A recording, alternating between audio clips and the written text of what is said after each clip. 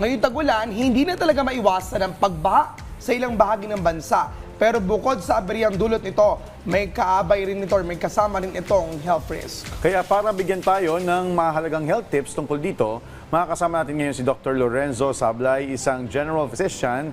Doc, good morning po and welcome sa Rise and Shine Pilipinas. Magandang umaga po, Rise and Shine, isang malusog, maginhawa at mapagpalang umaga. Isang malusog na umaga. Doc, ngayong tag-ulan, ano-ano po ba ang pangunahing health risk na maaaring makuha kapag nalubog o na-expose tayo rito? Siyempre kapag sinabi po natin na floodwater, no, hindi lang po ito ordinaryong tubig ulan. So ito ay maaaring mahaluan din, no, ng sewage, ng basura, no, ihi ng mga hayop tulad ng daga, chemical, putik, langis, at even mga matutulis po na bagay. Kaya marami tayong mga binabantayan health risks. Pangunahin po dito ang leptospirosis. No? Ito ay isang bacterial infection na dulot ng mikrobyong leptospira. So ito ay pumapasok sa katawan sa pamamagitan ng sugat o gasgas, pero maaari din itong pumasok sa mata, ilong at bibig pa sa expose po sa maduming floodwater. So kaya kahit maliit na gasgas o sugat sa paa, may mahalagang pansinin. So pangalawa, meron tayong mga ibang mga infection, no, sa ating balat, tulad ng mga fungal infections, dermatitis at cellulitis na kapag matagal na nakababad ang balat sa tubig baha, maaari din itong maapektuhan. So meron din tayong mga infection sa ating tiyan at bituka dahil maaaring makontamina ang pagkain at tinutubig during these seasons. Kaya maaari tayong magkaroon ng diarrhea, no, mga gastroenteritis at iba pang water and foodborne diseases. So pang-apat, meron tayong mga respiratory infection dahil kapag ikaw ay lumusong sa baha, no, maaaring kang ma-expose sa mga nagdudulot ng pneumonia, no? Pagkatapos ng bahay, pwedeng magkaroon ng mga molds, damp environments, at contaminated na mga aerosol habang naglilinis, no? So yung may mga hika at mga respiratory diseases, so ay maaaring mag-ingat. At panghuli po, no, yung mga physical injury dahil merong mga nakahalo po sa tubig baha na pwedeng may bubog, no, mga yero, pako, or may mga electrical hazards or open manholes, no? So maaari tayong magkaroon ng mga injuries dulot po dito. Okay. Doc, meron po tayong mga kababayan na napipilitan o kailangan lumusong sa bahay, yung ating mga commuter, ganyan din po yung mga nagtatrabaho sa mga lansangan. Ano po yung dapat nilang gawin bago at pagkatapos po ma-expose sa floodwater? Siyempre po ang pinakaunang payo natin, kung talagang maiiwasan po ang paglusong, talagang iwasan ang paglusong, hindi natin nakikita kung ano man ang nasa ilalim ng tubig baha. Pero syempre maging realistic din tayo, marami din Pilipino ang kailangang lumusong dahil papasok sa trabaho, uuwi, o kailangan bumili ng mga gamit na essentials. So unang-una magsuot po ng waterproof protection, no, waterproof boots at protective clothing. So takpan natin ng maayos ang anumang exposed sa bahagi ng balat o sugat bago lumusong.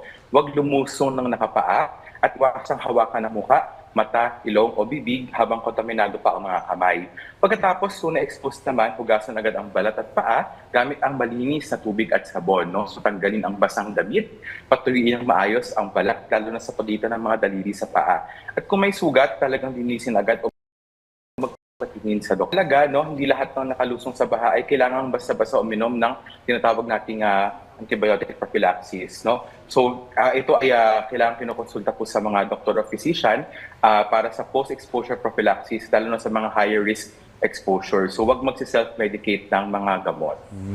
Alright, Doc, syempre, bukod doon sa direktang paglusong sa baha, may health risk din ba pagkatapos humupa ang baha? Halimbawa, doon sa biglang kailangan maglinis ng bahay, maglilimas ka ng mga putek doon sa loob ng bahay ninyo, o paghawak ng mga bagay na nalubog sa floodwater?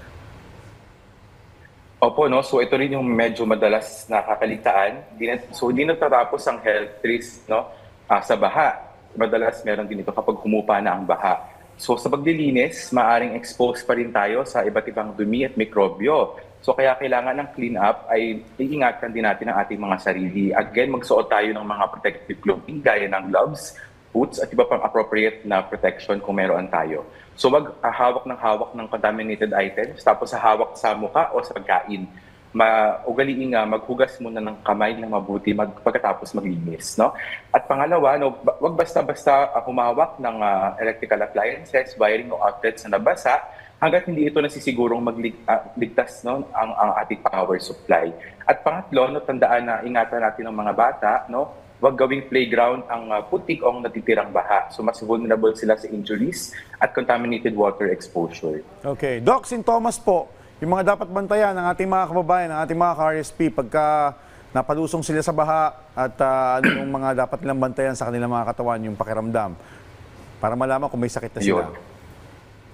So bukod po sa sa sugat, no, aring bantayan din ang ating buong pangangatawan sa susunod na mga araw at linggo pagkatapos ng flood exposure.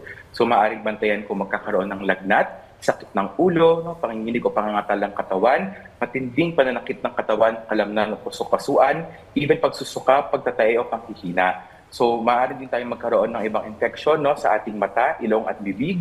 At yung pinaka-siguro serious warning signs na yung paninilaw ng balat o mata, hirap sa paghinga, pagbabago sa pag-ihi, no, matinding paghihina, o pagbabago sa ating mental status, no, o yung sa ating mga aksyon o pag-iisip. No, na, ito ay mga senyales ng worsening illness. Ako, syempre, nakalusong din ako sa baha nito mga nakaraan. Ang sintomas sa binabantayan ko dyan, baka magkabuntot ako bigla. Pag-isirena. Oo, yung pala. Pero, kidding aside, no, syempre, prevention is always better than cure. 'Di ba? Ano pong inyong top in health safety tips, Doc, para sa ating mga kababayan na nakararanas o nakatira sa flood-prone areas? So una po, no, avoid no natin ang exposure sa floodwater hangga't maaari. No, pangalawa, kung hindi maiiwasan ang exposure ay protektahan ang balat at mga naka-expose na parte ng katawan gamit ang protective clothing. Pangatlo, kung may expose din kayo, linisin mabuti pagkatapos ang balat o anumang bahagi ng katawan na na-expose, no, lalo na ang mga sugat. No, pang-apat, no, protektahan natin ang ating food and water sources, no. Huwag kainin o inumin kung hindi ito siguradong malinis. At panglima, no, huwag mahihiyang magkonsulta o magtanong sa mga doktor o clinic. No? Marami nag-offer ng free services or free prescription for post-exposure prophylaxis floodwater during this season. No? So, alamin kung kailan dapat kumonsulta sa inyong mga doktor. Alright, on that note, maraming salamat po sa pagbibigay sa amin ng mga halagang impormasyon, Dr. Lorenzo Sablay. Thanks, Doc! Thank you.